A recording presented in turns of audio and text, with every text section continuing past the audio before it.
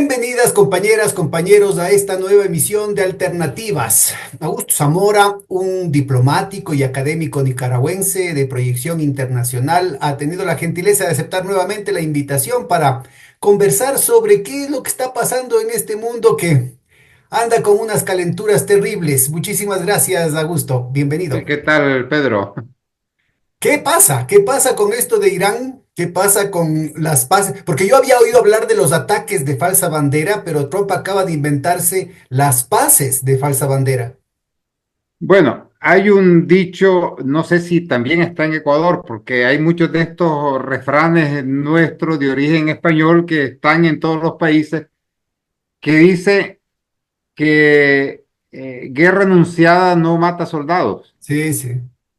¿ya? Y aquí ha habido un poco o un mucho de eso, eh, porque vamos a ver, hay dos escenarios distintos que se juntaron pero que no podían seguir el mismo camino.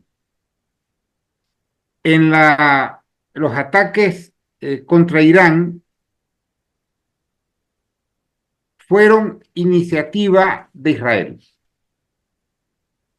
porque era el régimen sionista el único interesado en una guerra general que arrastrara a Estados Unidos. Y básicamente el objetivo era hundir a Estados Unidos en una nueva guerra. Exactamente. Y esto es lo que tuvo que decidir Estados Unidos, el gobierno de Trump, si dejarse arrastrar por Israel a una guerra general que hubiera sido catastrófica o hacer una mueca, llenar, digamos, unos formatos teatrales y después parar. Y lo que optaron, porque además pasó otra cosa que la gran mayoría de analistas no tomó en cuenta nunca, y es que Estados Unidos nunca va solo a una guerra. Ellos siempre buscan formar coaliciones, grupos de aliados, etcétera, para que vayan en grupo y con respaldo pseudo internacional, porque al final son un montón de seguidores de Estados Unidos, pero a fin de cuentas organizan coalición. La hicieron para la agresión contra Yugoslavia, la hicieron contra Irak, la hicieron contra Afganistán, pero en el caso de Irán no había nadie excepto el régimen sionista que quisiera la guerra. No la querían los europeos, no la querían los árabes, no la quería nadie. ¿Estás seguro que no la Con querían lo los cual, ingleses? Yo tengo ahí mis dudas. no la querían, ¿eh? De hecho, si una cosa destacó desde un inicio fue, por ejemplo, la posición de Arabia Saudita condenando los ataques de Israel a Irán y expresando su apoyo al gobierno de Teherán. Ya desde ahí dije yo, aquí hay algo que no le va a funcionar a Estados Unidos. Y de hecho, eh, el que recurriera a los bombarderos estratégicos para lanzar a Estados Unidos el ataque a Irán es resultado de que ningún país quería autorizar que despegaran de su territorio cazabombarderos para hacer ese ataque. ¿Ya? Porque la lógica militar era que se atacara desde las bases que Estados Unidos tiene próximas a Irán, en Arabia Saudita, en Emiratos, en Qatar, en Bahrein, pero ningún país dijo ataca. ¿Ya? Y como diplomático, ¿te queda constancia de que alguna vez Estados Unidos pide permiso para este tipo de cosas? Yo tengo mis dudas. No, pedir ¿Por qué no va permiso a no pedir? pide, pero ¿Va a es que pedir mira, permiso? ¿Va a pedir permiso a Qatar? ¿Va a pedir permiso a Jordania? no, es que ellos no querían atacar. Ah, ese me parece que es otra cosa. Yo creo que las lecciones que están dando, no solamente en términos de lo geopolítico, sino de la política, ¿no es cierto? Sobre la ciencia política, la forma como operan en general los estados profundos, las relaciones de poder, pero de manera específica las relaciones de poder dentro de los Estados Unidos y cuál es la naturaleza de la relación entre Israel y Estados Unidos, me parece que se transparentan muchísimo ahorita, ¿no? ¿Cómo ves vos esa situación? Es que, vamos a ver, A veces se asumen de creer que la relación entre Estados Unidos e Israel sigue siendo la misma que hace medio siglo. Pero es que el mundo de hoy poco tiene que ver con el mundo de hace 50 años. Y eso también está afectando las relaciones de Estados Unidos con Israel. Porque para Estados Unidos, y esto no lo digo yo, está en documentos estratégicos oficiales del gobierno de Estados Unidos que se pueden bajar de Internet. Para Estados Unidos, el teatro principal de intereses es Asia-Pacífico, lo que ahora llaman Indo-Pacífico. Ese es su escenario principal. Así como en los años posteriores a la Segunda Guerra Mundial, el escenario principal era Europa. En los años 70, 80 pasó a ser Oriente Medio.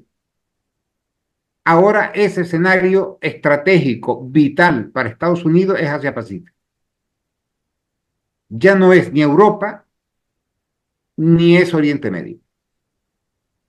Y la política de Trump desde 2017, y eso está escrito, está oficializado en documentos que ningún gobierno ha cambiado, es que Estados Unidos debe prepararse para enfrentar a China, que es el único rival sistémico a nivel global que tiene Estados Unidos.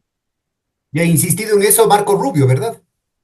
Sí, pero es que está en documentos oficiales. O sea, Marco Rubio no hace más que repetir lo que es la estrategia y la doctrina oficial de Estados Unidos desde 2017, que no ha variado un ápice. Por lo tanto, la política del gobierno israelita,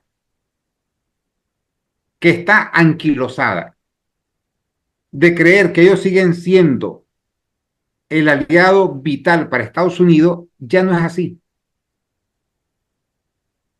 Porque para Estados Unidos, ir a una guerra catastrófica en Oriente Medio hubiera sido un regalo a China y un regalo a Rusia. Porque ellos se habrían tenido que desgastar ahí en una guerra que habría abarcado de Egipto a Asia Central. ¿Ya? Por lo tanto, solo tenían una opción racional, porque la irracional siempre están ahí, pero la racional solo era una, y era detener la espiral de enfrentamiento, pararle los pies a Israel y evitar que se creara ahí un escenario de un conflicto global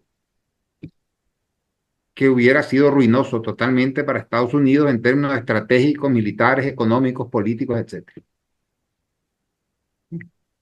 Ahora, esto Estados de Unidos todas cerró maneras, capítulo, pues. eso sería lo más racional, pero claramente, ¿no es cierto? Tratándose de una política de Estado, tratándose de un tema de seguridad nacional, el bipartidismo no ha funcionado y hay estas filtraciones de los propios servicios de inteligencia que hacen quedar mal a Trump para dejar abierta la posibilidad de un chantaje sionista que incluiría sectores del Partido Demócrata, que incluiría, por eso decía yo, la City de Londres, al menos ciertos sectores de la City de Londres para provocar una continuación de los ataques, es decir, hacerle quedar mal, humillarlo a Trump y decirle están intactas las capacidades de Irán de seguir atacando a nuestro querido y víctima Israel, etcétera, etcétera, para continuar la guerra, es decir, no se cierra la cosa, sí. En tu hipótesis me parece muy coherente, pero cabría, ¿no es cierto?, el tema de que se trata de una decisión bipartidista, esta es una razón de Estado, y como en otras ocasiones, ¿no? Se cierran filas y todo el mundo tiene que estar de acuerdo y tiene que repetir la versión oficial. Pero acá se nota claramente que hay, el Deep State se está volcando en contra de Trump, pero también el hecho de que los medios de comunicación a nivel internacional no reparan en esfuerzos para hacerle quedar mal a Trump, ¿no? Para asusar el hecho de que continúe la violencia. Bueno, mira, es que hay otro factor que tampoco se valora adecuadamente, y es que el consenso bipartidista, que ha sido una espina dorsal de la política exterior de Estados Unidos, ese consenso ya no existe. Se rompió hace años. Y si tú seguías los grandes medios de comunicación estadounidenses, las revistas donde publican pues, los representantes de los distintos sectores del alto poder en Estados Unidos, del establishment, te dabas cuenta que ya hay posiciones muy antagónicas, pero ¿Y no de ahora, cómo sino entenderías tú desde la esa presidencia línea de Biden. divisoria? Esa línea divisoria de tanto antagonismo que pone en riesgo en situaciones ya delicadas de declive hegemónico, ponen en riesgo la capacidad de gerenciar al menos ese declive.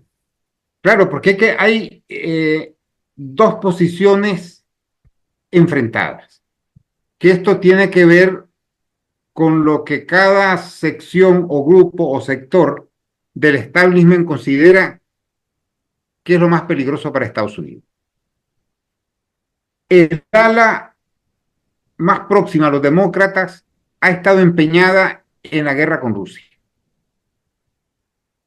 Y es por eso que el gobierno de Biden se metió en la guerra de Ucrania hasta donde pudo meterse, salvo enviar tropas.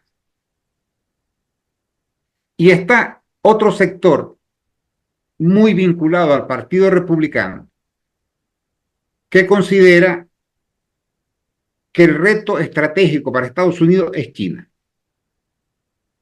y que Estados Unidos debe eh, derivar todos los recursos que pueda a la futura confrontación con China. Y es aquí donde vemos la gran diferencia entre el gobierno de Biden, empeñado en la confrontación con Rusia, y el gobierno de Trump, que quiere cerrar ese capítulo o dejarlo en manos de los europeos, para él dedicar el máximo de recursos posible, y esto ya lo dijo Trump, no lo estoy diciendo yo, eso lo dijo hace como un mes, dedicar el máximo de recursos a prepararse para un eventual escenario de conflicto con China. Y esto está en documentos Porque oficiales. además es sorprendente cómo en el último mes, inclusive antes de la provocación, de la agresión sionista en contra de Irán, ya había bajado muchísimo el perfil de lo de Taiwán, ¿no? Es decir, había venido toda una escalada de tensiones tanto con Filipinas, volviendo a jorobar la vida con la cuestión de Vietnam, pero sobre todo en torno a Vietnam en términos de ir creando la narrativa del malo de la película, pero como que se apagó esa cosa, ¿no? Claro, porque estas contradicciones en Estados Unidos no están definidas quién es el bando que más peso tiene. ¿Ya? Y como uno no sabe quién está detrás de bastidores, ¿ya? Yo presumo que detrás del gobierno de Netanyahu estaban sectores demócratas que querían arrastrar al gobierno a un escenario de desastre que les permitiera liquidar al gobierno de Trump políticamente.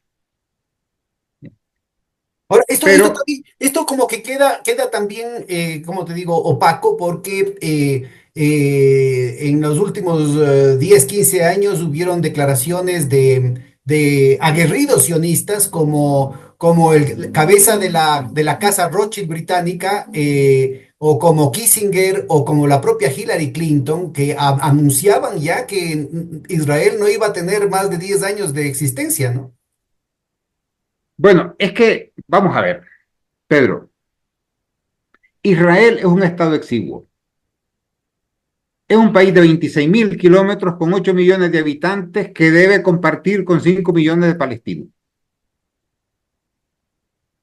Hay que ser muy bobo, muy fanático políticamente o muy Con 5 majadero, millones de palestinos y con 1.000 millones de musulmanes, pues, ¿no? claro, Definitivo. para creer que Israel es una potencia. O sea, Israel es un poco más o menos como El Salvador. Y creer que Israel es un rival real, objetivo, frente a Irán, que tiene 1.780.000 kilómetros y 92 millones de habitantes, es un disparate. Es como creer que Belice puede derrotar a México.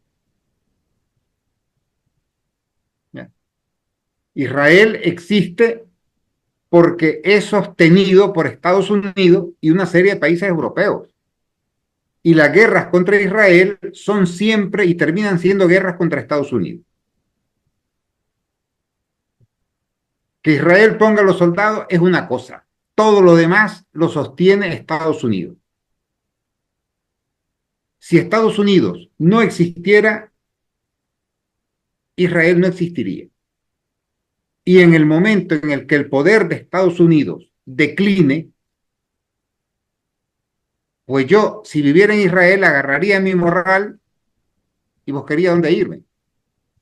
Porque el día que Israel pierda la protección y el paraguas de Estados Unidos, ese día los árabes se los van a comer sin ningún tipo de compasión.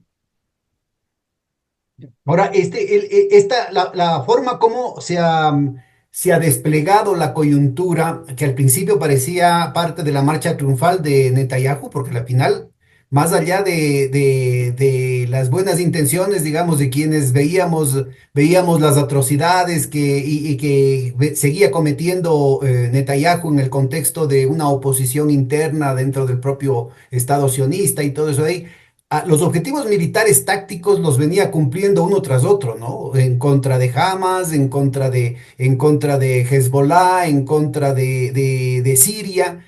eh, y claro, quedaba el asunto de que no había logrado triunfar en aquellos objetivos estratégicos como los que sería el tema de la recuperación, la total exterminio de Hamas, el tema de Yemen, el tema de la presencia de estas resistencias, pero parecía que iba a coronar su trayectoria Netanyahu con el tema de golpear a Irán desde una perspectiva, digamos, o de una manera contundente, al menos para dejarlo cercano a lo que pasó con Siria. Sin embargo, las cosas se le voltean. ¿Cómo entiendes tú que esto va a transformar la situación estratégica de Israel en la región y del eje de la resistencia que ha sido tan golpeado? Mira, a mí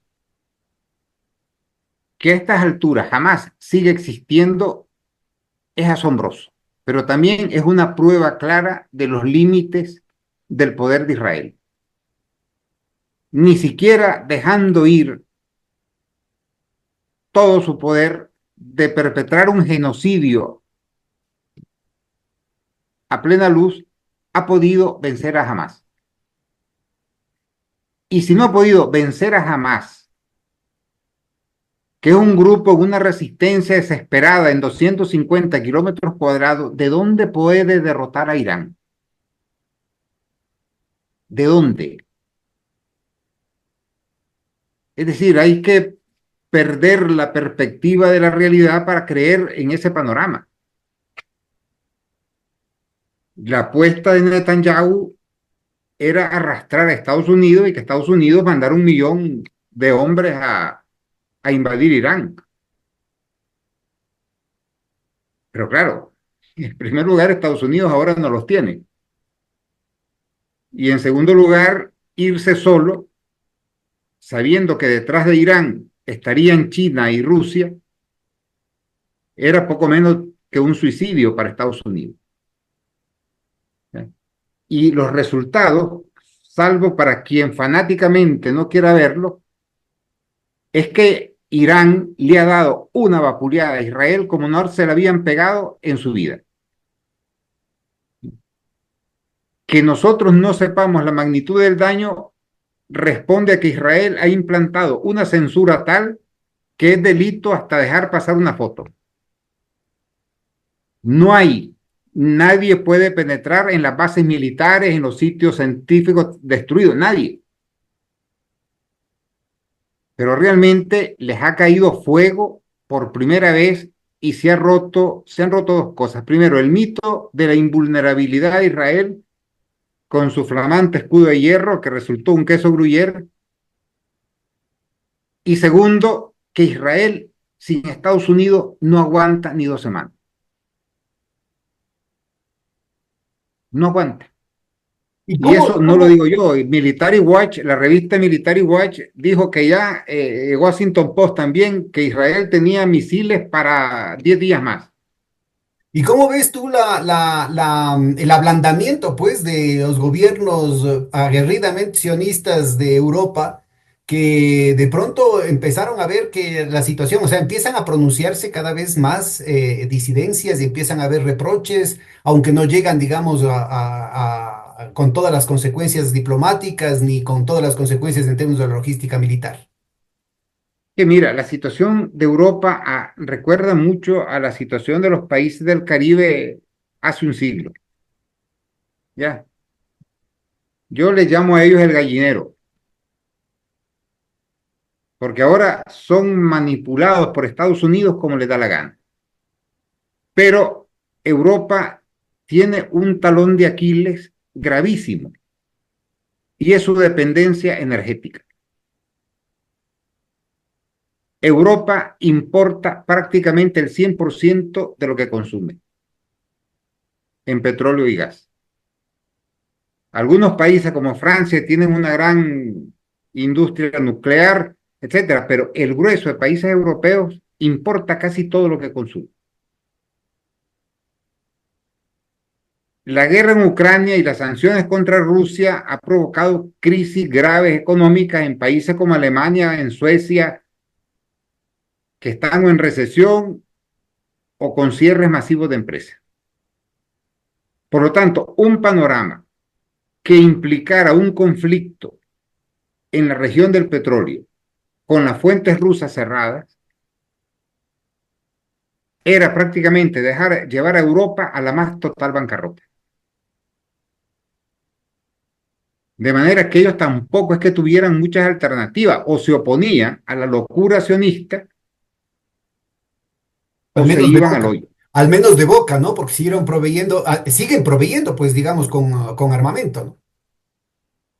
Sí, pero ya no es lo mismo.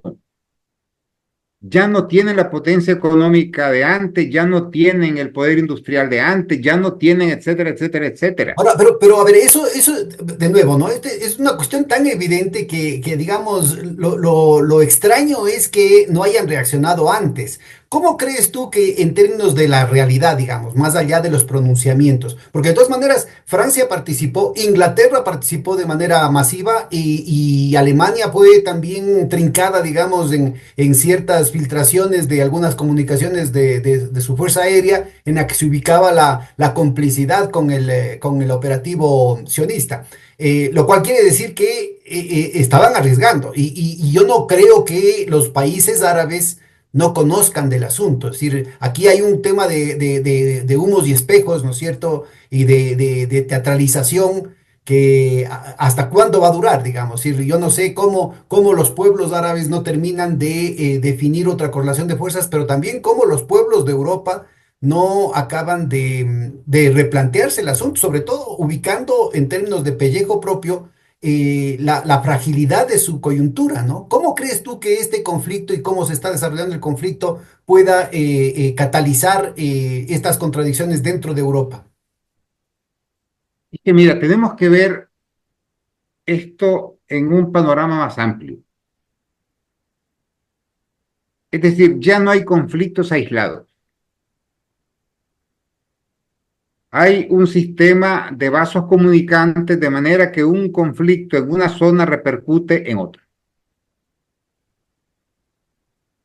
Porque el mundo es otro.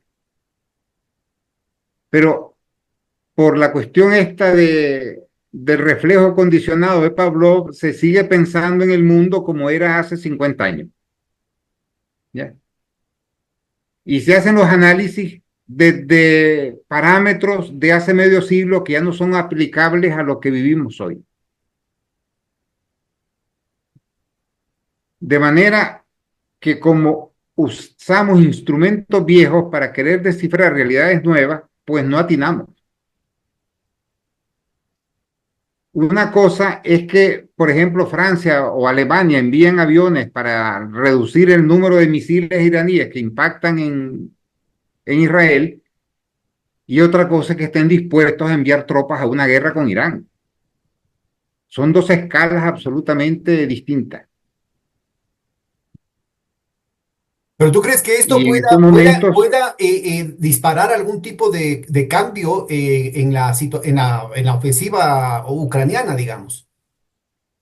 si ya se están dando, hombre, lo que pasa es que había tanta excitación, por llamarlo de alguna manera, con la cuestión entre Irán e Israel, que de repente desapareció Ucrania del mapa, pero en ese periodo los rusos machacaron al régimen ucronazi como no lo habían hecho en meses anteriores. Y las tropas rusas siguen avanzando constantemente, ya han penetrado en la provincia de Dnipro, están a 20 kilómetros de Sumy, que es una provincia continua a Kiev, y Rusia ha acumulado un volumen tal de hombres y armamento que se especula, se dice, se habla que viene una gran ofensiva.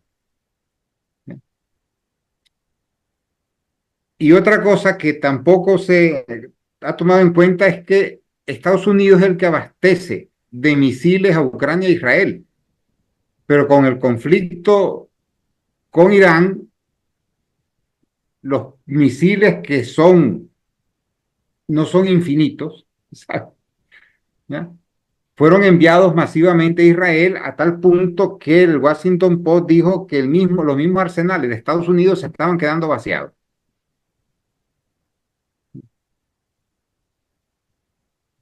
Ahora, Entonces, ante esta evidencia, ¿tú crees que dentro de las oligarquías europeas puede esto mover hacia un cambio de visión y de posicionamiento respecto a esto, a esta locura, ¿no? Que ha sido de nuevo y asusada por los británicos. mira, eh, hay que entender que estamos en un periodo de transición de un cambio sistémico, como no se ha visto en 5 siglos. Estamos viendo el ocaso paulatino de Occidente y el ascenso irreversible de Asia. Y vamos a pasar de 5 siglos y medio de hegemonía occidental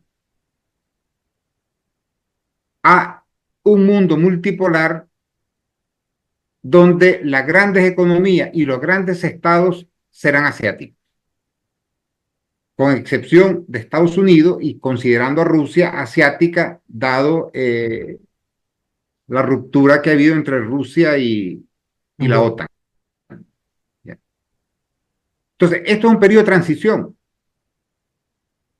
Lo importante, lo interesante es lo que va a ocurrir en los próximos años. Por ejemplo, yo creo que lo realmente interesante después del intercambio de misiles entre Irán e Israel es lo que viene ahora, porque habrá un reacomodo y obviamente veremos a un Irán mucho más vinculado a Rusia y más vinculado a China. Y si las cosas deben ir como deben ir, a Rusia proporcionando a Irán todo el armamento que Irán quiera. En esa misma línea puede ponerse China. Bueno, ya es muy puntual, inclusive China dice, con nuestros avioncitos, los que tuvieron los pakistaníes, no te hubieras tenido esa vulneración de tu espacio aéreo, ¿no? Claro, porque es que el problema de Inmediatamente ya Irán están demostrando ahora, esto, ¿no? claro, el problema grave de Irán es que no disponía de una fuerza aérea moderna. Tenía unos F-14 de hace medio siglo y poco más que chatarra en comparación con las tecnologías modernas, pero si se dota, como es previsible que lo haga, de flotas modernas de aviones rusos y chinos, ya esa impunidad de Israel de penetrar el espacio aéreo iraní no se dará. Veremos también que llegarán nuevos sistemas de misiles antimisiles que van a proteger muchísimo mejor el territorio de Irán. O sea, vamos a ver un cambio radical en el balance de fuerzas, pero también hay otro efecto que se medirá con el tiempo, Y es que la victoria política de Irán lo ha situado como el Estado líder en el mundo musulmán. Que eso, digamos, uno de los peores efectos que ha podido darse para Israel y para los países que le apoyan, Pero a ver, incluyendo yo algunos creo que ahí regímenes vale la árabes. pena diferenciar claramente, es decir, estamos hablando en la población musulmana, tanto chiita Claro, en la como sunní, población, pero es que no en los recordemos, gobiernos. claro, pero es que a veces nos olvidamos que una cosa son los gobiernos, otros los pueblos, y por ejemplo, Egipto es un país que está en el filo de la navaja. Estados Unidos paga anualmente 1.500 millones, otras cantidades de Arabia Saudita para mantenerlo dentro de un orden, pero el ejército egipcio está dividido. Y hay un sector importantísimo que sigue viendo a Israel como el gran enemigo.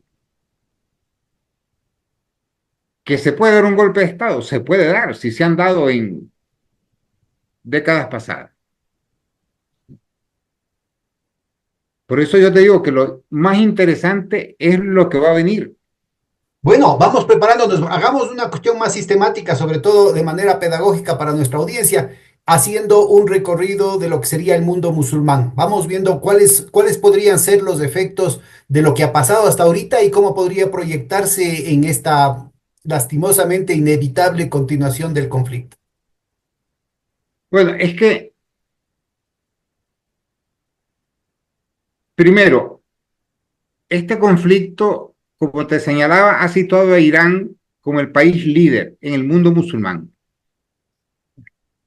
Y las grandes reservas que hay entre los árabes, porque los iraníes no son árabes, son persas y son azeríes mayoritariamente, pues están disipándose, porque hay una enorme cantidad de población árabe que es furibundamente antisionista e incluso anti-israelí. Y ellos ahora pues serán pro-iraníes, porque verán que el único país que hace frente al régimen genocida de Israel es Irán.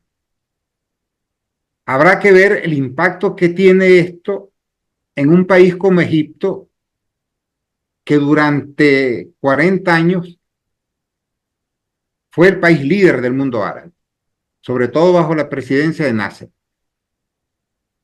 Y a esta gente no creo que en el ejército les haga feliz verse convertido en unos peones de Estados Unidos y de Arabia Saudita,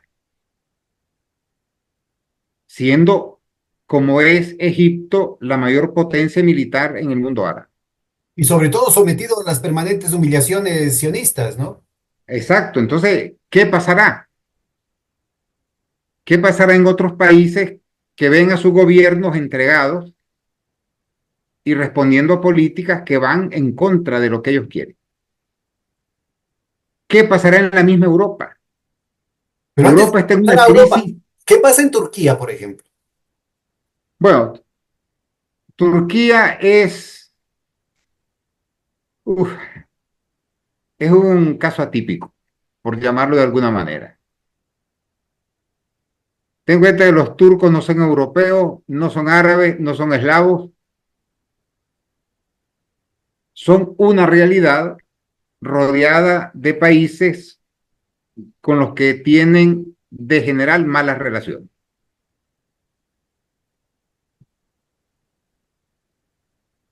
Es decir, ellos no tienen unas relaciones muy cordiales con Irán.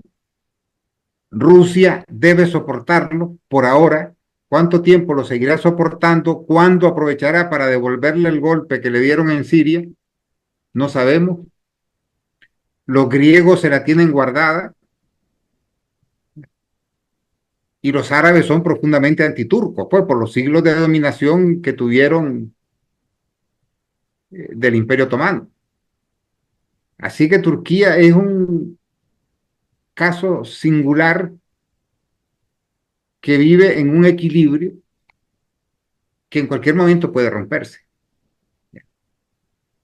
¿Y tú crees que la conquista de Siria, el gran triunfo de los servicios de inteligencia turcos y de la genialidad del neo-otomanismo de Erdogan, al capturar, digamos, todo ese territorio, va a fortalecer a Turquía o al contrario, se va a convertir en una especie de 1812 en el que abandonan Moscú para que sean solitos los que se incendien ellos, ¿no?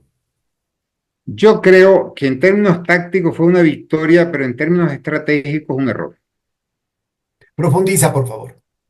Mira, eh, Siria tiene una posición geográfica estratégica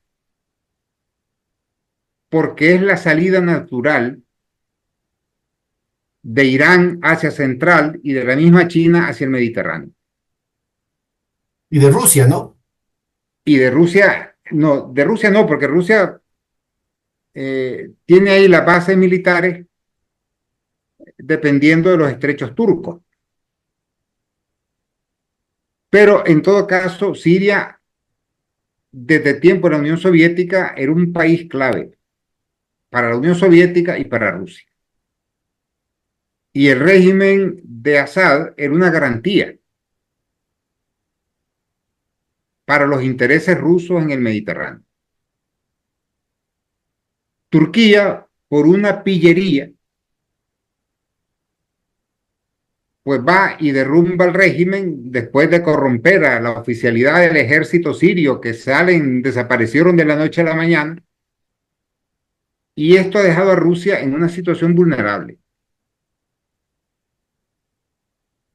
En estos momentos Rusia tiene que tragarse ese sapo,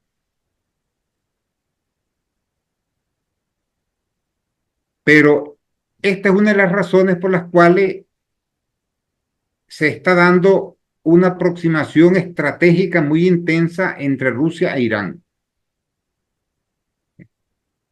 Irán adquiere, después del desastre de Siria, adquiere un valor muchísimo mayor. Porque además, por su extensa frontera con Irak, es un país para proyectarse sobre Siria a través de Irak. Y de hecho, la situación en Siria está todo menos consolidada. O sea, no sabemos en qué momento el equilibrio de fuerzas se rompa y Siria se hunda en el caos, como Libia. De hecho, los niveles de represión, lo poco que se alcanza a filtrar de información de allá es que los niveles de represión han trepado de una manera brutal, ¿no?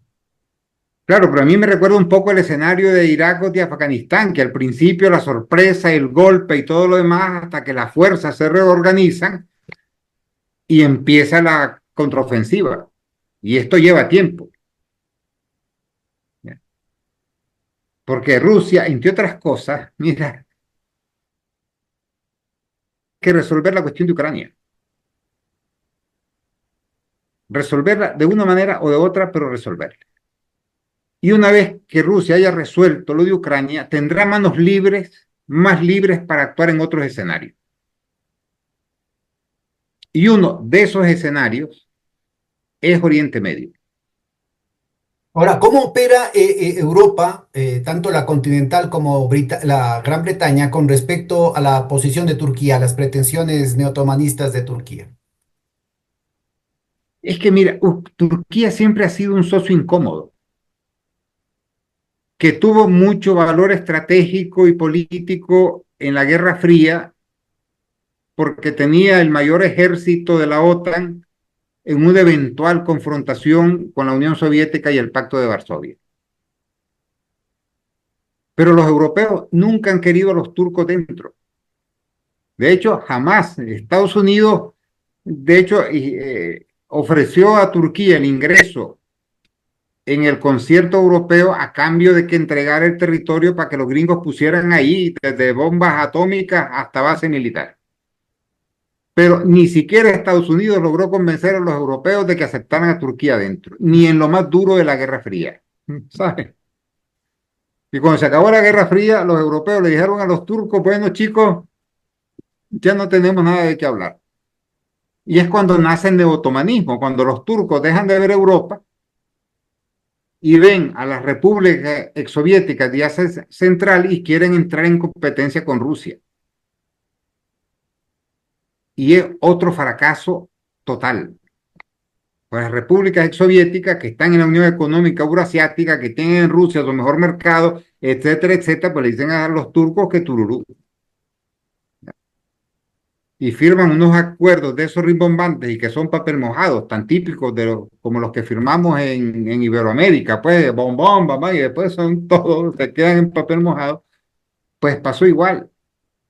Y en estos momentos a Turquía, en términos objetivos, le queda un poco a Azerbaiyán por la guerra que Azerbaiyán tenía con Armenia y meterse en Siria, que eso ha significado entrar en colisión directa con Rusia y con Irán. Con lo cual, estamos en una situación en la que a Turquía se la aguanta, se la soporta, pero no hay nadie que haga alianza con Turquía. Bueno, Ni los europeos, ni hace los casi árabes, nueve ni los de años nadie. intentó ya los Estados Unidos y Gran Bretaña intentar un golpe con Gulen, ¿no? De lo cual quedó Erdogan muy resentido. Sí, porque está ahí un tejemaneje, porque Erdogan quiere como revivir alguna de las glorias del Imperio Otomano, pero el pobre señor no ha encontrado dama que le acompañe. Y como tiene el problema de los kurdos, ¿ya? Que yo estuve en el Kurdistán no hace mucho tiempo y aquello está tomado militarmente. A mí me detuvieron con mi hijo mayor, nos metieron en una caseta militar, nos empezaron a preguntar qué hacíamos allí y yo mismo me pregunté qué coño hacemos aquí, ¿verdad? Porque si yo hubiera imaginado que aquello era una zona militar tomada por el ejército, ni me asomo. ¿Ya? Entonces, no es tampoco la situación interna de Turquía una cuestión que, digamos, esté tranquila. Porque además, si uno viaja por Turquía, ve que hay que realmente no hay una Turquía, sino tres. La Turquía europea, que es la antigua Bizancio,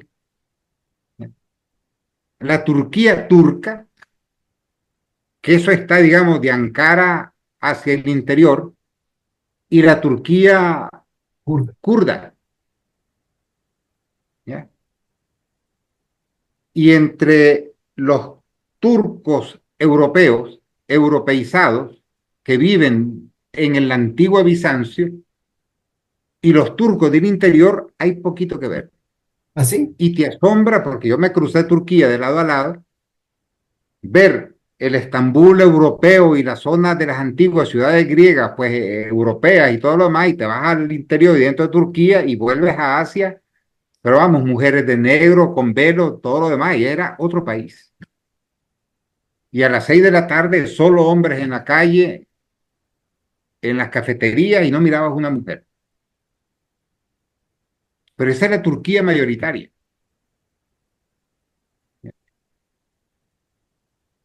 Entonces, bueno, ¿qué es Turquía? Pues bueno, ahí está, ¿sabes? En algún momento se van a aliar todos contra Turquía y vete a saber en qué termina, ¿me entiendes? Un estado kurdo, Y la en el zona caso, por eso yo hacía la asiática. referencia a 1812, porque haciendo la metáfora, ¿no es cierto? Se queda el premio, pues, de Siria, como el premio de Moscú, se queda en realidad como una trampa, ¿no? Tanto para los turcos como para los israelíes. Claro, porque además, ten en cuenta que después de la vapuleada que le pegó Irán a Israel, ya esa fe ciega que existía en el poder de Israel ya no existe. Ya ni siquiera los que viven en Israel la tienen. Y hay miles y miles y miles que están regresando a sus países porque se les acabó el sentimiento de seguridad e impunidad que tenían. ¿Ya? O sea que en este momento hay una situación, pero que está pegada con chicle. ¿Cuánto va a durar? Puede que sea 3, 4, 5, 10 años, pero eso en un momento se va a disolver como azúcar en un vaso de agua. Porque los contendientes son demasiado fuertes. Es Irán, es Rusia, es una población árabe antiturca, también anti-israelí, antisionista, son fuerzas que ahorita Estados Unidos mantiene sometidas, aprisionadas, constreñidas, pero cuando el declive de Estados Unidos se haga notorio, esto empezará a emerger. Es un poco, mira, para explicarme, la Guerra Fría obligaba a los países a estar o con la Unión Soviética o con Estados Unidos. Y había una serie de países que estaban contenidos por la gran rivalidad. Cuando la Guerra Fría desaparece, se sueltan un montón de fuerzas que nadie esperaba que aparecieran. De repente China se convierte en una enorme superpotencia. La India llega y es la tercera economía mundial. Incluso aliados de Estados Unidos como Japón y Alemania se convierten en un problema a Estados Unidos porque su apogeo industrial genera crisis interna en Estados Unidos porque no pueden sus empresas competir con las alemanas y las japonesas, ni siquiera las de Corea del Sur. Entonces empieza todo el engranaje montado en torno a la Guerra Fría a desintegrarse. ¿Y qué es lo que vemos? Que Estados Unidos, que en 1992 se llamó hiperpotencia y vamos a dominar el mundo, ¿ya? Que 30 años después está en caída libre. Porque la Guerra Fría era como una mesa de dos patas. Beneficiaba a la Unión Soviética, pero sobre todo beneficiaba a Estados Unidos. Cuando la mesa se cae, cuando se caen las patas de la Unión Soviética, se cae la mesa. O sea, se cae Estados Unidos. Bueno, parece que en el Y caso si de la Unión vamos por Soviética, más regiones, bien eran los costos, ¿no? Porque fueron más bien los gran rusos los que se apresuraron a desmoronar no solamente las partes centrífugas más lejanas de los países del sur, los países de la órbita europea, pero también de las provincias y de las repúblicas soviéticas que no les interesaba mantener. claro, es que es un proceso como de ida y vuelta. Cuando se desploma la Unión Soviética y se desploma Rusia bajo el gobierno del alcohólico Yeltsin, hay como un periodo de anarquía en el espacio exsoviético, de desconcierto en antiguos aliados, y en aquel batiburrillo, pues Estados Unidos se siente el amo de todo. Pero es cuando ahí se empiezan a dar reacomodos paulatinos que nadie atina a ver hasta que de repente eh, te encuentran con que los chinos están metidos en todas partes, con que Rusia renace bajo el gobierno de Putin, que la economía india, que antes era dependiente de un montón de factores, se eleva y que de repente la industrialización abandona Estados Unidos y Europa y se instala en Asia. Y esto tiene un efecto dominó, porque esto permite, por ejemplo, que China haga una presencia masiva en el sur de África, que los rusos vuelvan a África Central. La región del Sahel hoy es una región aliada de Rusia. Ya expulsaron a todos los franceses, cerraron sus bases, sacaron a los gringos y de repente incluso Estados Unidos se encuentra con que en la misma Iberoamérica China es el primero, el segundo socio comercial de un montón de países. Y que Estados Unidos tiene, sí, un enorme poder militar, pero unas deudas externas astronómicas. Pero tiene también la maquinita de imprimir dólares, así es que eso no va a ser Claro, mucho. y esas también se agota porque los países ahora tienen desconfianza. China se está Ese es deshaciendo de... el momento en que el resto de países dejen de utilizar el dólar a nivel mundial, ahí se empieza, y está pasando, ¿no? Es decir, ¿Y qué Estados está Unidos pasando? Porque tenía en mira, el 98 el 72% de la presencia en las reservas internacionales de todo el mundo, ahora está en el 54%. Y en el caso, por y va a ejemplo, del seguir comercio bajando chino, porque unos se van a ir al ah, oro, ese es ¿ya? un tema fundamental. Y otros van a ir a sus monedas nacionales. Porque, por ejemplo, es cosa de esto de cuando el tiro te sale por la culata, de lo que podríamos hablar mucho en las sanciones contra Irán, que quisieron arruinar Irán y lo convirtieron en la mayor potencia científico-técnica de Oriente Medio. Y es hoy la mayor potencia militar con sus propios recursos. Pues con Rusia ha pasado otro tanto. ¿Ya? Han impuesto tantas sanciones que Rusia se está reindustrializando a pasos agigantados y hoy ya es la cuarta economía mundial.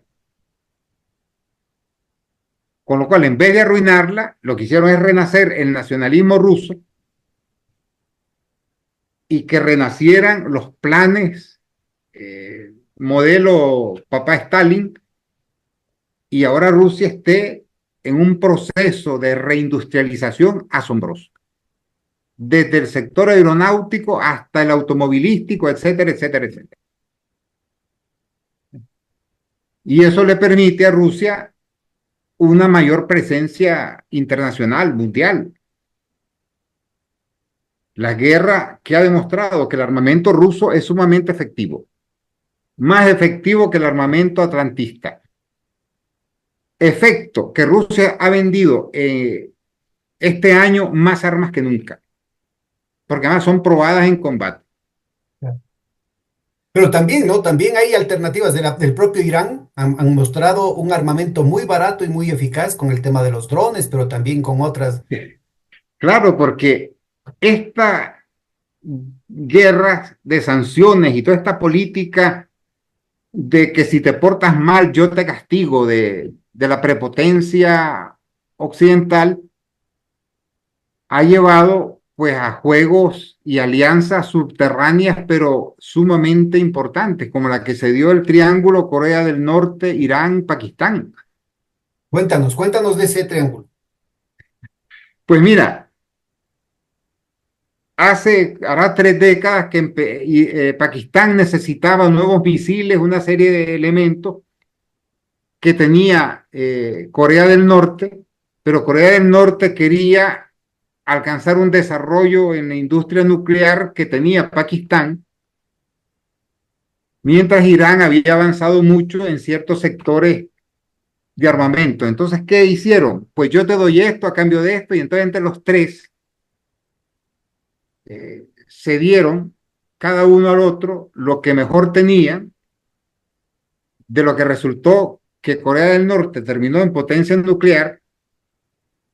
Irán accedió a las tecnologías norcoreanas de misiles y Pakistán mejoró una serie de sistemas de armas de los que disponían Corea del Norte e Irán. Resultado, pues que los 3 países están hoy como están. ¿Me entiendes? Porque desde la prepotencia occidental que está resultando funesta para Occidente, creen que la gente del sur global, antes llamada tercer mundo, son idiotas, pues, y que si ellos los sancionan ya se quedan como lelos sin hacer nada. Pues ya no, ¿sabes? Me prohíbes el acceso a tal, pues fulano la tiene, yo tengo, hacemos aquí un intercambio secreto, los tres nos beneficiamos y cada quien obtiene lo que quería. Y Y eso va a aprendiéramos en seguir. América Latina eso, ¿no? Bueno, De eso ni hablemos. Bueno, aquí antes de que te necesitaríamos, despeches, eso nos lleva, o sea, esta situación, Corea, Pakistán e Irán, nos abren la puerta para discutir un poquito sobre India, ¿no? Y la necesidad, India que ha estado jugando una situación ambivalente, siente la necesidad ahora de desenmascararse asumiendo una posición sorprendente en contra de Irán, porque tenían buenas relaciones tradicionalmente, ¿no? India tiene varios problemas muy serios que hacen que su política no pueda ser lo coherente que debería ser. Porque ellos tienen una larga frontera con China y 3 territorios en disputa. Además de la desconfianza, porque en India pues hay celos, recelos y temores al poder creciente de China. Pero objetivamente hablando, el mayor enemigo de India es Pakistán, que es uña y carne con China.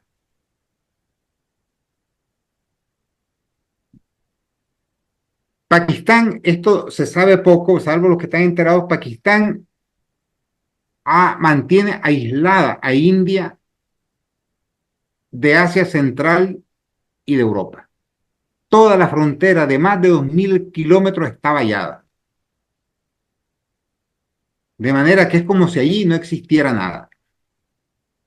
Esto llevó a India a negociar con Irán el puerto de Chabahar para saltar o obviar Pakistán y desde Irán iniciar una ruta comercial hacia Europa y Asia Central, que para la expansión económico-comercial de India es importantísimo. ¿Ya? Y ahora con la guerra entre, bueno, el intercambio de misiles entre Irán e Israel, yo creo que ahí se enredaron. Pesa mucho el tema de Quads, ¿no? La alianza con la anti-China que tienen con Australia, Nueva Zelanda, Japón y, bueno, Bueno, en última instancia ahí los británicos, tampoco, ¿no? mira, los indios no son tan idiotas como para meterse en una alianza anti-China. Ellos juegan a las cartas, participan en maniobras militares, van a reuniones, pero no firman ningún documento que les implique realmente. Claro, han estado manteniendo una ambigüedad estratégica, lo que en teoría de juegos se llama estrategias mixtas, ¿no es cierto? Pero el momento de las decisiones, ahí tuvo un papel ya de definiciones en la relación en esta cuestión de hacer el enfrentamiento con Pakistán, ¿no? De decir, si es que Pakistán entrega las bombas a Irán, nosotros vamos a ponernos del lado de Bueno, Israel. en realidad la situación de India no es fácil, A ver, cuéntanos, ¿ya? cuéntanos cuáles son los condicionamientos. Yo creo que Porque no es de India, sino específicamente del gobierno de Modi, o es un tema geopolítico de largo no, plazo. yo creo que es el del gobierno de Modi, Porque yo creo que ese es un tema fundamental, ¿no? Es decir, porque el alineamiento con Israel es un tema reciente. otro gobierno más prudente se declara neutral para preservar sus intereses en Irán, porque realmente India no tenía absolutamente ninguna necesidad de meter su cuchara en esa sopa. China no la metió. La misma Rusia se declaró neutral aunque por debajo hicieran lo que hicieran. Pero va este hombre y de repente de gratis sale, bueno, y yo creo que todos nos hemos quedado sorprendidos, porque es que, vamos, si India se enemista con Irán, toda su proyección económica, comercial y política hacia Asia Central y Europa a través de Irán se cae y tiene que volver al canal de Suez. Con lo cual, flaco favor le ha hecho la India como país. Claro, porque en última ¿Ya? instancia el canal de Suez también tiene que esperar que los yemenitas no lo bombardeen, No le pues. peguen un misilazo a los barcos, pues. ¿Me Es decir, en entiendes? última instancia siguen dependiendo de Irán. Claro, porque ¿Y Irán es un país cómo van fundamental. a hacer las paces con Irán ahora los indios? Tendrán que hacerlo y los iraníes le van a cobrar lo que le van a cobrar, porque siempre estos errores se pagan y tendrás que pagarlo según los intereses en juego. Ahora, este reposicionamiento, estas presiones de estos tiras y aflojas con respecto a India están muy vinculados al tema de seguridad, la vinculación de la lucha antiterrorista, antimusulmán, anti-Pakistán y la presencia del Mossad. Elemento que ha sido extendido paradójicamente con los acuerdos de Abraham y la relación que tiene Israel con Arabia Saudita. ¿Cómo crees tú que va a reperfilarse esa situación luego de lo que acaba de pasar? Mira, yo lo que veo es un fortalecimiento exponencial de la posición de Irán, eh, un incremento notable de Rusia en la región y a menos que ocurra algo nuevo, un estrechamiento de relaciones entre Irán y Pakistán, porque fue el único país que dijo Claro. vamos a apoyar a Irán. Y esto yo fue calculado muy inteligentemente por Pakistán, porque al hacerlo estaba golpeando directamente de rebote a India. ¿Ya? Yo creo que los pakistaníes jugaron con inteligencia y el gobierno indio no. Pero además les pone una situación muy difícil a los países del Golfo y Arabia Saudita, ¿no? Porque el peso relativo de Pakistán también se crece muchísimo en esta coyuntura. Claro, pero es que también hay que recordar que para Arabia Saudita el primer socio ahora es China. Ya renunció a comerciar obligatoriamente su petróleo en dólares.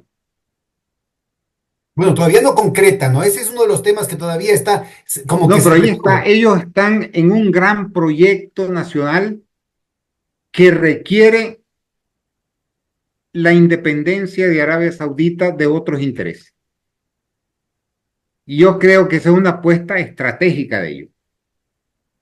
Están haciendo unas inversiones enormes en una ciudad científica ahí cerca del Mar Rojo y tienen grandes proyectos para, digamos, sacar a Arabia Saudita de la dependencia exclusiva del petróleo.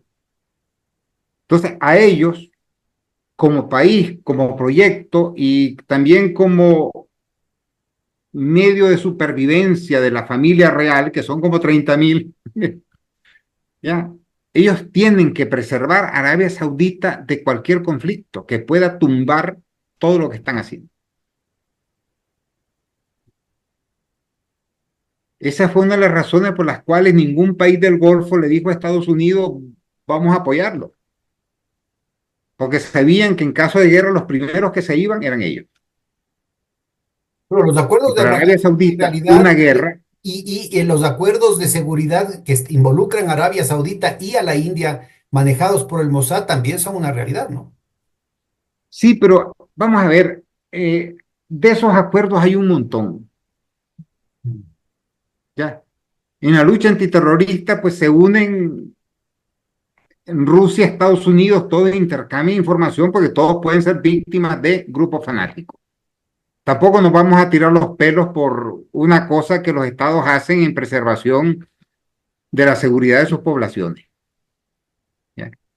Y tampoco olvidemos que India ha sido un país muy castigado por el terrorismo. Y eso, pues, te obliga a aliarte con quien sea para minimizar ese riesgo. Rusia sufrió el atentado horrible de esta, ¿cómo se llamaba? Mataron a ciento y tantos jóvenes. Entonces, ahí es un campo, el de la lucha antiterrorista, donde la gente se olvida de escrúpulos, porque lo que anda buscando son fuentes de información para reducir al mínimo los riesgos de atentado contra tu población.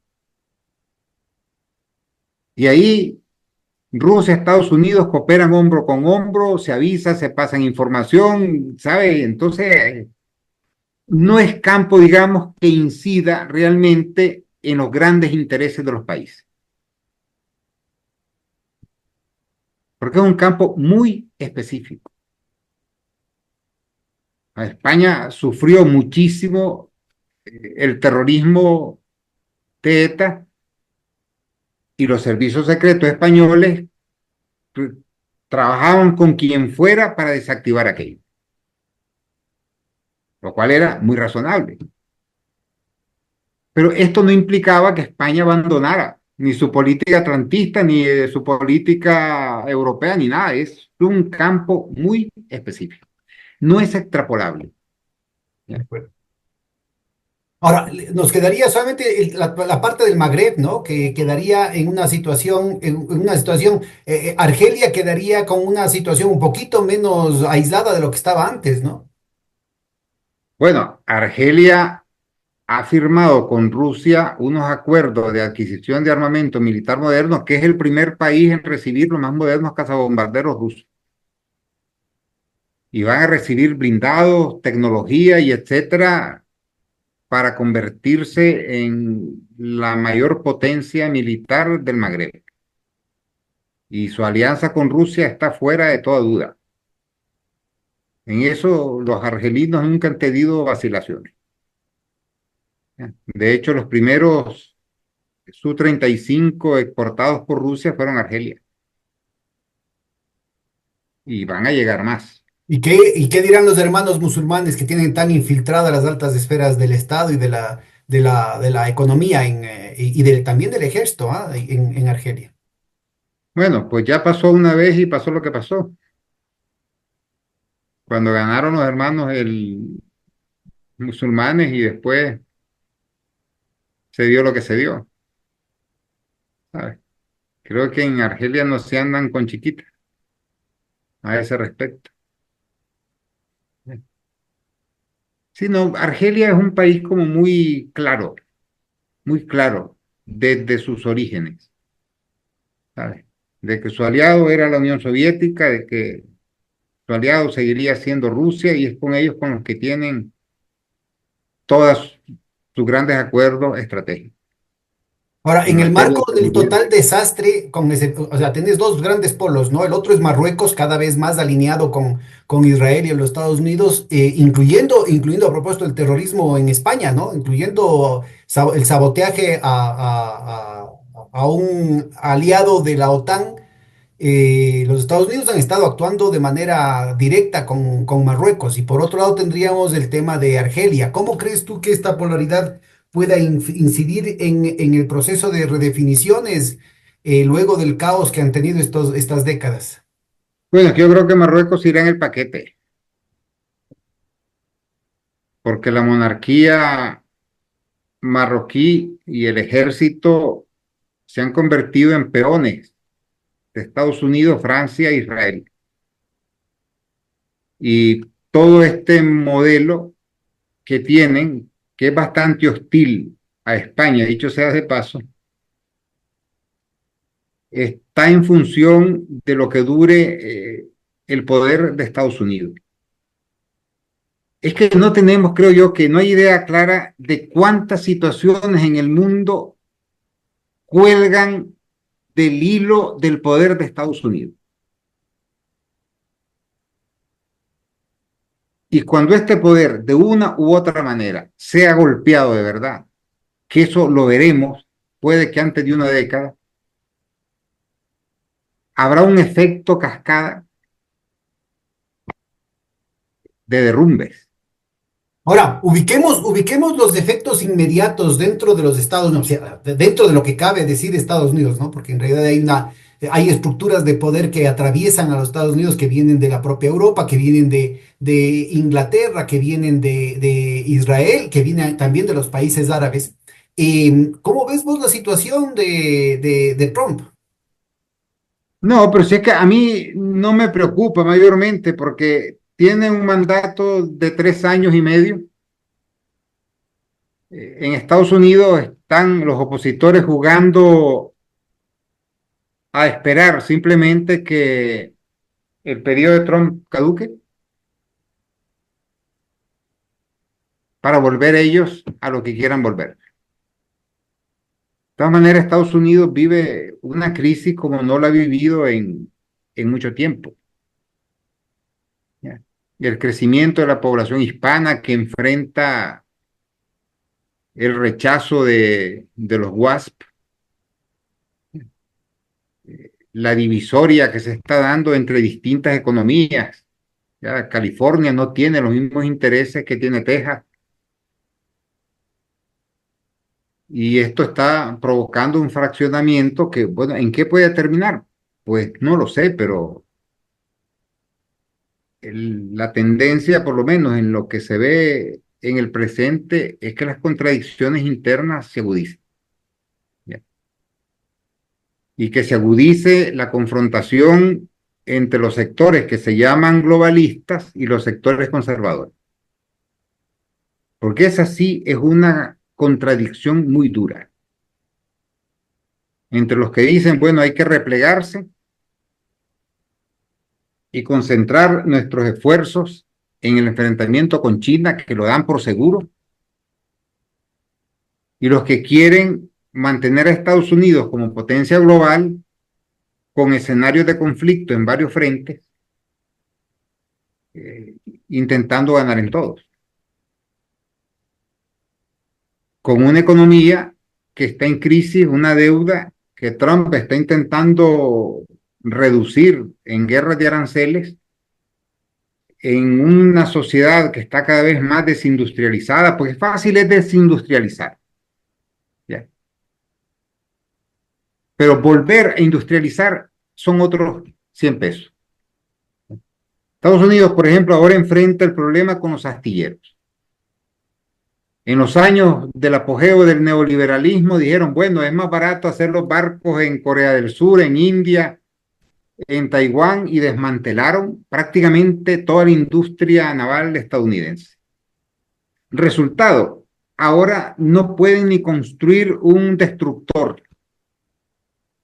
Andan atrasados en los programas porque falta gente, los astilleros están muy anticuados.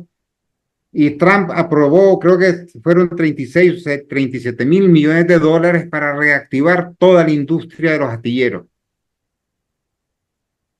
Pero eso pasó hace 40 años. Los antiguos ingenieros navales se jubilaron, ya no hubo relevo, no hay soldadores, no hay esto, no hay lo otro. Tienes que formar casi de cero a nuevo personal. Entonces, ¿cuánto tiempo llevará a reactivar la industria de los astilleros y ponerla a nivel que tenía en los años 60? 2 días, no. Pues 10 años tal vez, pero en 10 años los chinos ya estarán, en vez de producir 12 barcos de guerra al año, pues estarán produciendo 24.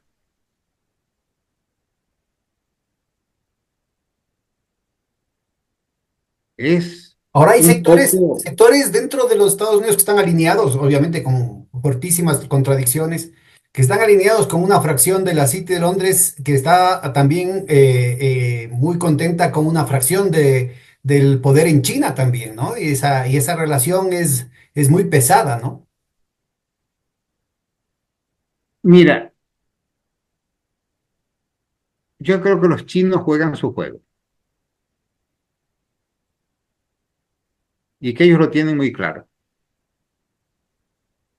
Y así como en su momento aceptaron todo lo que les pidió Estados Unidos para ganar, para obtener capitales, inversión, para que llegaran a montar empresas con tecnología de las que carecía China. Después fueron los chinos copiando, mejorando y montando todo lo que tienen ahora.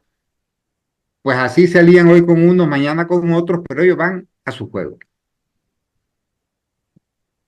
Como cuando enviaron a 50.000 chinos a estudiar a las mejores universidades de Estados Unidos, carreras científicas, y después se los llevaron todos para meterlos en sus industrias. En Estados Unidos diciendo, qué maravilla, tenemos 50.000 chinos, los chinos son tributarios de nosotros, que ahora resulta que las universidades chinas están al mismo nivel o incluso superando a la gringa. No hay que decir, hay alianzas que son puntuales, pero China tiene unos objetivos muy claros, ¿ya?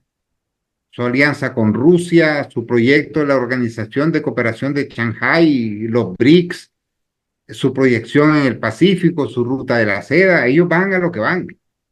¿Y cómo crees tú que la relación con Corea del Sur y Japón ha venido cambiando frente a las bravuconadas de Trump y al último conflicto? Yo, verás, eh, si yo fuera japonés, en las coyunturas de crisis, yo buscaría que me regalaran la nacionalidad de Australia o Nueva Zelanda. Porque mira Corea del Sur. Su enemigo es Corea del Norte con armamento nuclear. Seúl está a 54 kilómetros de la frontera. Corea del Norte ya no es aquel país pobre de armamento oxidado y no sé qué, ahora es una potencia en toda regla, ¿ya? Que está abasteciendo de obuses a Rusia, que está enviando armamento a Irán, ya es otra cosa. Entonces, en caso de conflicto, ¿a dónde se van a meter los coreanos del sur? La mayor isla de Japón, Hokkaido, está a ciento y pico de kilómetros de las Islas Kuriles, donde Rusia tiene armamento.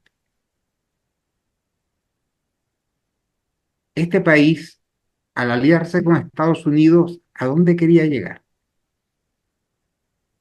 Siendo enemigo de China y de Rusia, pues lo único que está ofreciendo es que te frían en una sartén y te liquiden, pues. Como Corea del Sur, ¿de qué le van a servir 37.000 soldaditos gringos ahí frente a la maquinaria militar de Corea del Norte respaldada por Rusia y China? ¿Que van a llegar los gringos otra vez como en la guerra de Corea? Me muero risa. Con la de misiles que hay ahora, no hay barco que zarpe de Estados Unidos y pueda navegar 20 horas sin que lo hunda. Ten en cuenta que eh, el invento de los misiles, el desarrollo de todo este campo ha vuelto inútil las fuerzas navales. Buena parte Los portaaviones, del los destroyers, esfuerzo, los cruceros, ¿no? claro, estas son plataformas que mira, si el escudo de hierro de Israel no sirvió con todo lo que le han metido, porque ahí sí que metieron armamento, dinero a todos los niveles y la última tecnología de Estados Unidos, y no pudieron detener los misiles iraníes, ni siquiera los de los hutíes. ¿Qué pasará con los portaaviones?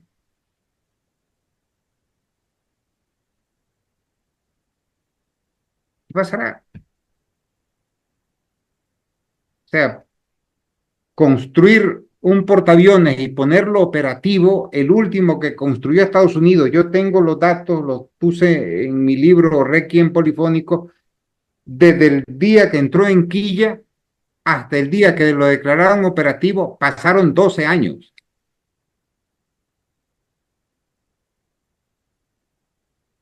O sea, te hunden un portaaviones y ya te lo hunden para siempre, no vas a volver a construir otro. Y si Estados Unidos, que es un país aislado por dos océanos, depende de su fuerza naval. Si se la hunden, se acabó. Digital. Y como se está viendo en el desarrollo de la industria misilística rusa y la china, pues tener portaaviones ahora no es garantía de nada, salvo de que te los tundan. El mundo es otro y el poder de Estados Unidos está en reculada. Si quien no lo vea es ciego. Y los nuevos sistemas de armas han vuelto absolutamente obsoleta las fuerzas navales. China tiene unos sistemas que inventó hace como 15 años eh, para hundir portaaviones, que es hundirlos por saturación. Porque una flota de portaaviones tiene un número X de misiles de protección. Cuando los agote el último, China les deja caer la de verdad. ¿Qué es lo que hizo Irán ahora con Israel? Saturó en la Con primera drones de tanda cuatro con mil misiles dólares. viejos, drones viejos, no sé qué, para gastar y se lo fue enviando. Y cuando ya Israel casi no tenía, les dejó ir los buenos. Para fabricar un misil antimisil es muy difícil y muy caro. Hay algunos misiles que costaban 8 millones de dólares cada uno. Y para derribar un misil iraní podían necesitar 4 o 5 de esos. Pero ¿dónde está la fábrica? Si no es fabricar un misil como quien fabrica caramelo,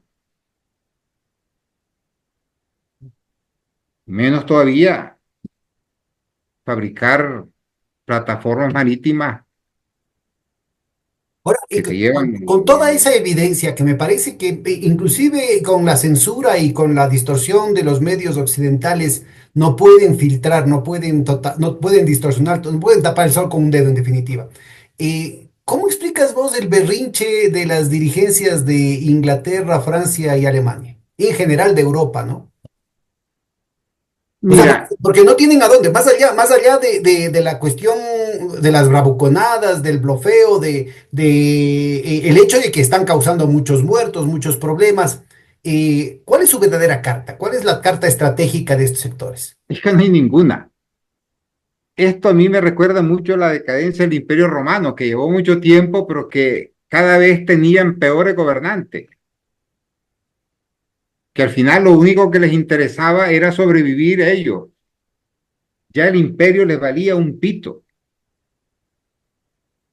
Y a las oligarquías europeas, porque Europa ha sufrido un proceso de oligarquización, de concentración del capital en cada vez menos manos. Ya a estas élites no les interesan los países, se interesan ellos por los suyos, sus industrias, sus intereses, y eso lo tienen en paraísos fiscales, de manera que sus intereses no son los de los países. Pero como que hay una sección, sobre todo en la parte oriental de Europa, en la parte suroriental de Europa, la que no está tan vinculada a lo que fue el proyecto británico, digamos, lo que sería Polonia, Lituania y esa zona de ahí.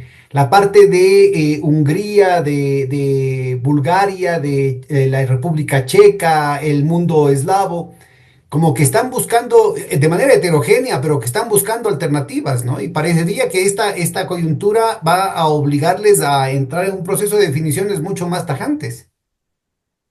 Es que yo creo que el modelo europeo, la OTAN, la misma Unión Europea, esto entrará en crisis en un tiempo relativamente breve,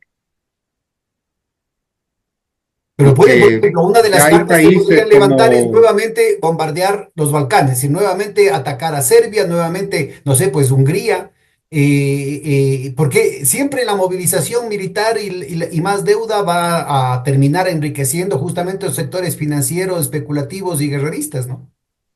no, hombre, esas son, yo no sé, es que vivimos, si las sociedades europeas ahora han generado unas juventudes de cristal, de gente criada en el bienestar, en una serie de cuestiones que le dice ahora que te vas a agarrar un fusil, te vas a ir a la guerra y te van a tomar por saco, ¿me entiendes? ¿Ya? En Alemania quisieron movilizar gente y no lograron movilizar prácticamente a nadie.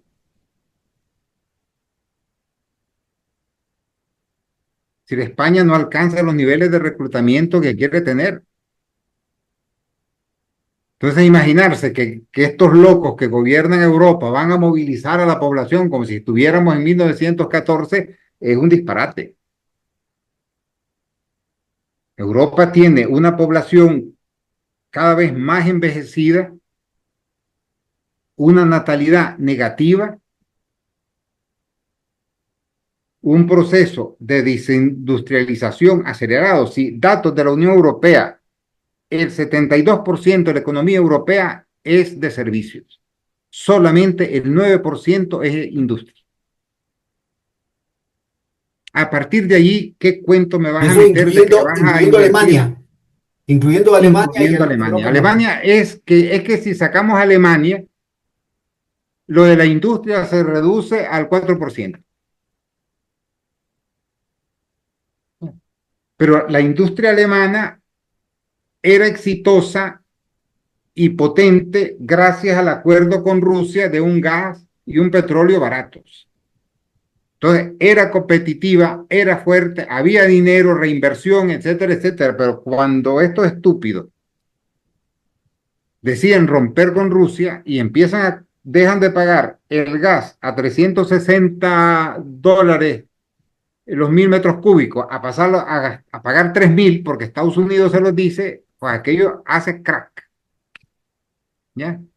¿Cómo es posible que una sociedad tan vieja, con un aparato intelectual de profesionales, con una tecnocracia tan importante, que han pasado tantas guerras, que han pasado tantos sufrimientos, pueda desbaratarse? Porque en realidad tú tienes, en solo 25 años, ¿no es cierto? Tú pasas de un Schröder a lo que tienes ahorita, de una Angela Merkel a lo que tienes ahorita. En Francia pasas de un Jospin, ¿no? A lo que tienes ahorita. ¿Cómo es posible que no hayan habido anticuerpos dentro de la propia oligarquía, ¿no? De estas familias que han tenido, que algunas vienen desde el Imperio Romano, digamos, ¿no? Y que de pronto cedan todo. Bueno, es que este es un proceso que ha sido lento pero inexorable. Y esto empieza con la firma del Tratado de Maastricht, donde se favorece el modelo económico neoliberal y este modelo económico termina desintegrando el estado de bienestar. Y este proceso de oligarquización no es solo la concentración de la riqueza en pocas manos, sino también la concentración de los medios de comunicación en muy pocas manos. De manera que los medios de comunicación se convierten en aparatos de propaganda. Y esto va creando sociedades despolitizadas, entre comillas, cada vez más reaccionarias, en la que los sindicatos renuncian a su papel de sindicato y se convierten en parte del aparato, ¿ya? Y los partidos de izquierda abandonan masivamente las ideas de izquierda para convertirse en partidos oportunistas. Entonces hay un desmantelamiento del pensamiento en Europa, que lleva a lo que hay ahora, que es una sociedad casi del encefalograma plano. Y en ese desierto ideológico, pues las oligarquías campan a sus anchas y nadie protesta. ¿Por qué? Porque el bombardeo de los medios de comunicación es constante, permanente y a todos los niveles. Y es lo que dijo Marx, la ideología dominante es la ideología de la clase dominante y si tienes tú en tus manos los medios de comunicación, todo es tuyo. En Europa ya no hay debate. O sea, la Europa aquella de los años 60, 70, con Sartre, con eh, Willy Brandt y todo lo demás, eso es historia. Europa ya la izquierda ha desaparecido, los sindicatos han desaparecido, ya es todo cada vez más parecido a la sociedad gringa, pues, sin ideas, sin parámetros, sin nada. Sociedades de consumo, cada vez con sectores más empobrecidos y más embrutecidos,